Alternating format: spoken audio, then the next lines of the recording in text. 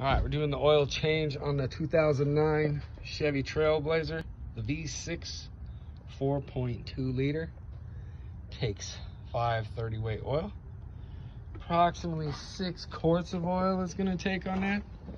It's got a 13 millimeter plug, oil plug down here. All right, so you get your little pan, put that down here. Get your socket, take that off, make sure you catch all your oil, recycle that.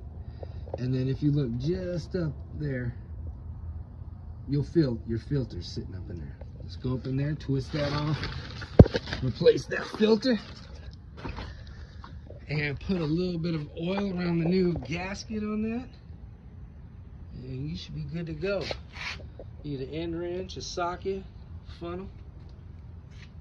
That'll catch your oil. If you need a little bit of clearance, you have yourself a jack. All right, make sure you like, subscribe. If you got any questions, put them in the bottom. We'll get back to you. We got a couple other vehicles we'll be doing, so check them out. And if you got anything else, we'll check that out too. All right, later.